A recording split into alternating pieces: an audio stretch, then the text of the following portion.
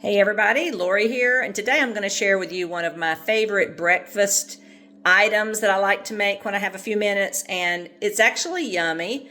I'm always looking for ways to get extra protein in my diet, so here it goes. We are going to make a spinach goat cheese omelet. Sounds gross, doesn't it? It's actually one of the only ways I like omelet. So, hey, let's go. So first thing I'm going to do is I'm going to take 2 eggs, and these little beauties came from my daughter who raises chickens, and so they're pasture raised, kind of free range, very much yummier eggs, as you can see, nice yellow yolks. And I'm going to do something to give it a little bit more protein. I've actually not tried this with the omelet, so this will be interesting, but I'm going to take some cottage cheese, and I like to use this Good Culture brand because it's the cottage cheese without all of the garbage. I get this at Kroger. So I am going to just take a spoonful or so and add this to my eggs. Get some little extra protein in there. I'm going to take a fork and just scramble that around. I like a lot of taste in mine, so let's add some salt, and I use Redmond's Real Sea Salt. We need salt for all of the minerals. Just going to stir that up. Now I need to chop up the spinach. Leftover spinach is I take it and put it in a jar and put it in the refrigerator to kind of help save it because it goes bad so quickly, and I like to pinch pennies by not having to buy new stuff all the time. So I have some. I'm going to fish out some that look like decent pieces of spinach, and then I'm just going to chop them up into pieces.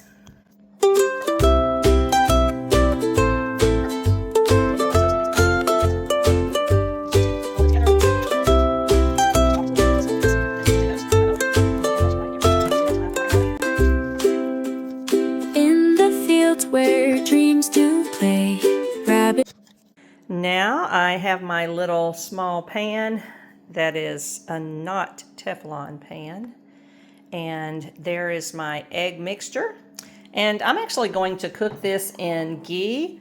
Ghee is clarified butter. I actually make my own. It tastes so much better, and it's pretty simple to do, but it's much healthier for you than just eating regular butter or frying it in some bad oil. And this is the blue cheese that I use. This is crumbled goat cheese from Aldi's. Aldi's has great prices on this.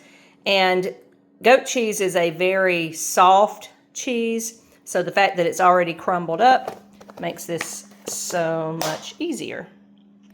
So here we go. Let's get started cooking. So I use just a spoonful or so of ghee, just depending on how much I'm cooking, and just turned my oven on to my stovetop on to medium high. So let's let that melt. Once I have my ghee melted, ready to add it in. Just going to give it one last stir, pour it all in, and spread it out to make sure that it's even. Another thing I usually add is a little bit of whipping cream to make this a little bit lighter, and I'm out of that, so the cottage cheese should suffice fine for that. I do like to lift the corners a little bit as I'm cooking to let the egg mixture run under. Make sure it's cooking through. This is a little bit smaller pan than I've been using, so got to get used to this. When the eggs are starting to cook, I want them mostly cooked before I add the cheese, but not fully cooked.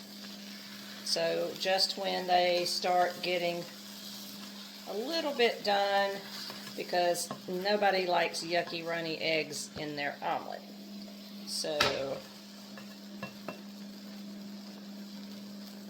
let's cook the eggs a little bit.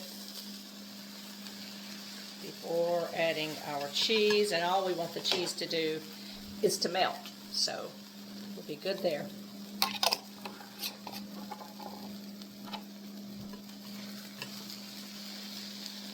Loosening the edges constantly to let any loose runny eggs kind of run out. And now my eggs are a little bit set, as you can see. And so now I'm going to just take some, sprinkle the